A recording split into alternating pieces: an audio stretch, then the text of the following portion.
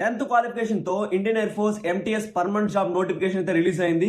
వీడియోని చివరి చూడండి, డీటెయిల్స్ చెప్తాను. ఇండియన్ ఎయిర్ ఫోర్స్ ఎంటీఎస్ అంటే మల్టీ టాస్కింగ్ స్టాఫ్ రిక్రూట్మెంట్ 2026. ఈ నోటిఫికేషన్ ఎడ్యుకేషన్ క్వాలిఫికేషన్ చూస్తే 10th పాస్ అయి ఉండాలి. ఏజ్ లిమిట్ చూస్తే 18 ఇయర్స్ నుండి 25 ఇయర్స్ లోపల ఉండాలి. ఈ నోటిఫికేషన్ మీరు ఆఫ్లైన్ లో అప్లై చేసుకోవాలి. అది ఎలానో చివరిలో చెప్తాను, వీడియోని చివరిలో చూడండి. ఈ నోటిఫికేషన్ లో అప్లికేషన్ లాస్ట్ డేట్ 27 జూలై 2026. ఈ నోటిఫికేషన్ లో సెలక్షన్ ప్రాసెస్ చూస్తే ఫస్ట్ అప్లికేషన్ స్క్రూటినీ ఉంటుంది, second written examination, third document verification, fourth medical examination, fifth final merit list ఉంటుంది. నేను ముందుగా చెప్పినట్టు ఈ నోటిఫికేషన్ అనేది ఆన్లైన్ లో అప్లై చేసుకునే విధంగా కాకుండా ఆఫ్లైన్ లో అప్లై చేసుకునే విధంగా ఉంటుంది. ఎలా అప్లై చేసుకోవాలో స్టెప్ బై స్టెప్ చెప్తాను, క్లియర్ గా వినండి. ఫస్ట్ అప్లికేషన్ ఫామ్ అనెక్సర్ 1 ని Indian air force official website లో డౌన్లోడ్ చేసుకోవాలి. ఆఫ్లైన్ అప్లికేషన్ ఫామ్ కావాలంటే మన టెలిగ్రామ్ ఛానల్ లో పెడతాను, వీళ్ళు డౌన్లోడ్ చేసుకోండి. టెలిగ్రామ్ లింక్ మన బయోలో ఉంది. సెకండ్ అప్లికేషన్ ఫామ్ ని ఇంగ్లీష్ లేదా హిందీలో ఫిల్ చేయాలి. అప్లికేషన్ తో పాటు అటాచ్ చేయాల్సిన డాక్యుమెంట్స్ ఏంటంటే 10th class mark sheet, age proof, caste certificate. Offline లో సెండ్ చేసిన అన్ని అప్లికేషన్ ని ఫిల్టర్ చేస్తారు, దాని తర్వాత మీకు ఎగ్జామ్ కండక్ట్ చేస్తారు. ఫిల్ చేసిన అప్లికేషన్ ఫామ్ అండ్ డాక్యుమెంట్స్ ని 2 పాస్పోర్ట్ సైజ్ తో అతికిచ్చి సెల్ఫ్ అడ్రస్ చేసి దాంట్లో 10 రూపీస్ స్టాంప్ అయితే అతికించాలి. కవర్ పైన